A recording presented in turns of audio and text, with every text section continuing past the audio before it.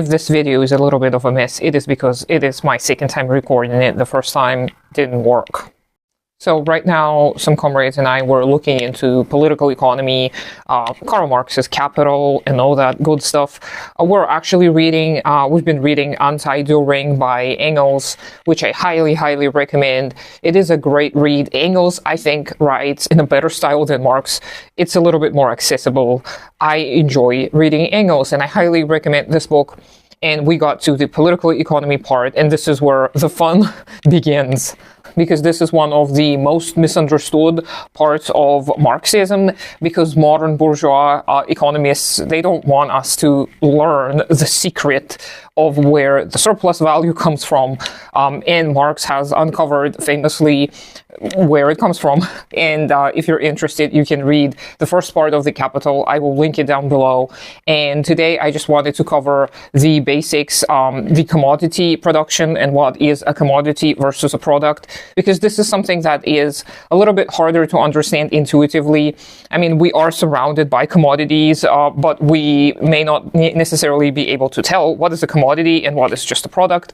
So simply put, a commodity is something that is made to be exchanged, and a product is something that is just fulfilling some kind of human need. So for example, if I grow an apple tree, then the apples, the products of my labor, will be to satisfy my own needs. Then these apples are a product. They're not a commodity. However, if I do decide to sell these apples, then they become a commodity. They get exchange value. So every single product that humans create has use value. So the type of value that is naturally there, because otherwise why would we be making it?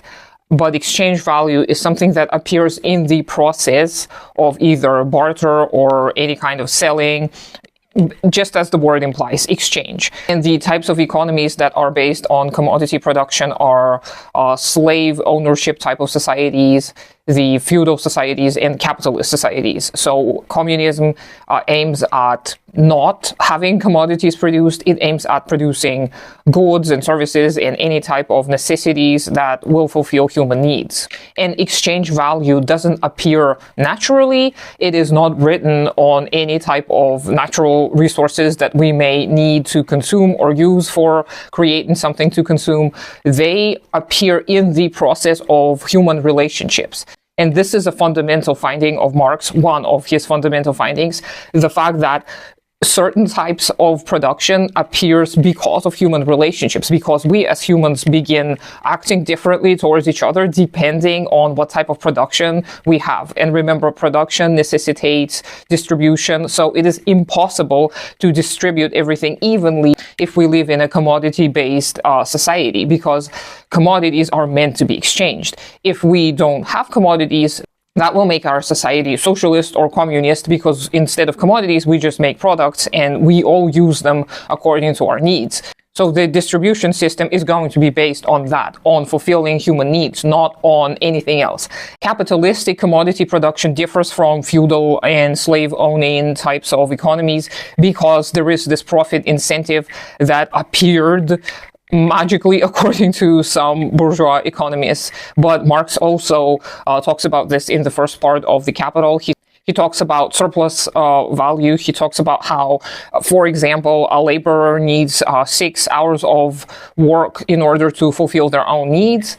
And then capitalists are people who notice that. They notice that there is this special type of a commodity, human labor, human capacity for labor, and they begin exploiting that by having the worker work 12 hours instead of 6 hours. So for 6 hours, the worker works to fulfill their own needs, to create the amount of commodities that's going to cover the basic needs of this person. And then 6 hours are surplus value that the capitalist takes for himself and decides what to do with it on his own without consulting the worker whose labor he has been using. So labor by itself cannot be sold. Labor is not a commodity, but the capacity or the ability to labor is something that we can sell. And this is what we as workers sell to the capitalists. We do not sell our time.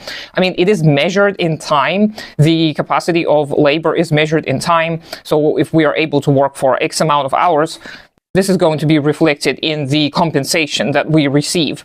But ultimately, that extra surplus labor that we create for capitalists, this is where the stealing happens. But it's not overt. It is covert. We as workers, we don't realize that we sell more of our time and more of our capacity to labor. We don't realize that because nobody teaches us that. Nobody tells us that. We think that we are getting a fair price, and we sign contracts that give us this hourly wage or whatever type of compensation, and we agree to it because we don't have any other ways of fulfilling our basic human needs. In a socialist society, there may still be commodity production, just as it was in the Soviet Union. This is actually an argument which some people used to say that the Soviet Union was never socialist because they still had commodity production. So it's somewhat debatable, I would say. However, I do subscribe to Engels's definition of communism. So it is taking the entire process of reaching communism, not just this final goal. So this is why I would say that Soviet Union was indeed socialist. It was not in this very long transitionary phase.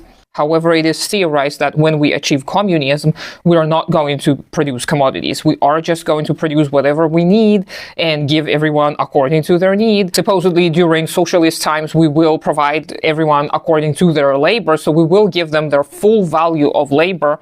And this is another question that some people have about in the Soviet Union, the people still did have this surplus value they created that they gave to the government, and the government then decided what to do with it, so the people did not receive their full compensation for their full labor.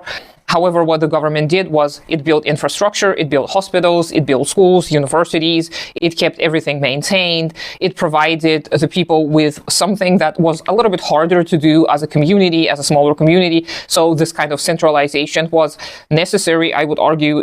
And it was very convenient for an average person because you would not have to think about training your own doctors in your own little community and building your own universities and creating your own roads, etc. So this surplus value that was created in the Soviet Union by the workers was used for their benefit, was used for their good, and they did have a say. Locally, they still had a lot of say. I think up to the 80s even, there were still like council meetings. Yeah, they did not have as much power as they would have in the 20s when the Soviets just arose and they actually had all the power at the time, but because of various circumstances, because of war, the party had to centralize a little bit more. And it is a big point of contention where people have all kinds of different opinions. I'm not really going to delve into that right now because I don't have the time.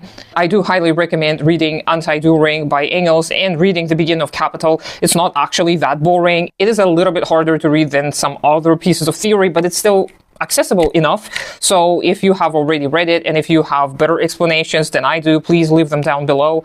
Consider supporting me on Patreon. Do take care of yourself and your community first. I hope you have a great day today, and I'll talk to you sometime later.